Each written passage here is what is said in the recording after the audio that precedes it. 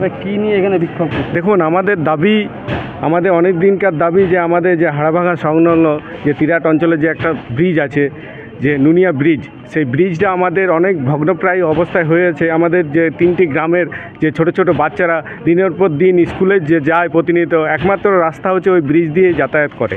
কিন্তু বর্তমানে দেখা যাচ্ছে আমাদের যে বিভিন্ন বালি ট্রাক, বড় বড় থেকে শুরু করে কয়লার ট্রাক, যে আমাদের ইসিএল ম্যানেজমেন্ট, আমাদের যে নিমচা কলিয়ারি ম্যানেজমেন্ট বিভিন্ন অসাধু ব্যক্তির সাথে যোগসাজুস করে তারা রীতিমতো অবিলম্বে প্রতিদিন প্রায় প্রচুর গাড়ি পার করছে। কিন্তু আমাদের যে দাবি যে আমাদের যে ব্রিজটা খুব তাড়াতাড়ির মধ্যে যেন রিপেয়ারিংয়ের ব্যবস্থা বা নতুন ব্রিজ যে স্থাপিত করা, সেই দাবি কিন্তু দীর্ঘদিন ধরে এই দাবি হওয়া সত্ত্বেও আমাদের যে ম্যানেজমেন্ট কোনো কর্ণপাত করেনি। তাই আজকে আমরা এই 3টি গ্রামের সম্মিলিত হাড়ভাঙা গ্রাম রক্ষা কমিটির পক্ষ থেকে আমরা এসেছি আজ আমাদের ডেপুটেশন জমা দিতে নিমচা কলিয়ারিতে। আমরা এই দাবি পূরণে যদি এই ডেপুটেশন আগামী 10 দিনের মধ্যে আমাদের যদি পূরণ দাবি না হয়, তাহলে আমাদের বৃহত্তর থেকে আরও বৃহত্তর আন্দোলনে আমরা সামিল হব। একদম আমাদের যে এই ব্রিজটা তো এই অবস্থা এরকম কেন? আমাদের দেখুন, এই ব্রিজটাতে দীর্ঘদিন ধরে আমাদের যাতায়াত করে, তো ব্রিজ করার দায়িত্ব যারা ধরুন ব্যবহার করে ব্রিজের, আমাদের ইসিএল ম্যানেজমেন্ট থেকে শুরু করে সরকার, তারা ইসিএল ম্যানেজমেন্ট বিভিন্ন কাজে এই কয়লা পারাপার করে। কিন্তু আমাদের বিভিন্ন দিক থেকে দাবি জানা সত্ত্বেও তারা করছে না।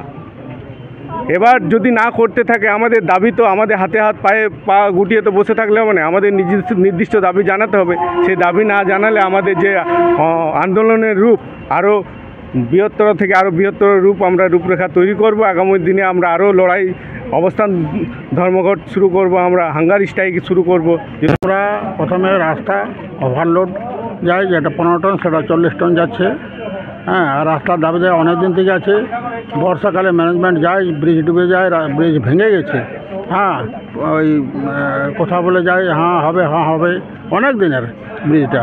হ্যাঁ, তো কিছুই হয়নি অনেক দিন থেকে। ওই যখন যাই বর্ষাকালে তখন কথা দিয়ে চলে আসে হ্যাঁ এই হবে। এইভাবেই চালাচ্ছে অনেক দিন থেকে। আর আমাদের কলিয়ারি ফিল্ডের জমি জায়গা না নিয়েই আর কি কয়লাকায় মাটি কেটে দিচ্ছে। হ্যাঁ, মাটি ফেলে দিচ্ছে, ক্ষেতের উপর চাষ হয় না। জলের ব্যবস্থা ভালো নয়। হ্যাঁ, কিছু দেয়নি আমাদের ইসিএল। আপনারা কি চাই? আমরা চাইছি প্রথম নম্বর রাস্তাঘাট, ব্রিজ। হ্যাঁ, আর যে জমিগুলো নিচ্ছে সেগুলা মাটি ফেলে দিচ্ছে, সেই সব নিয়ে দাবি নিয়ে এসছে। আমরা যদি না মানে আবার উপরের দিকে যাবো, আমরা উপরে যাবো আরও। কী নাম আপনার? আমার নাম দিলীপ সাধু।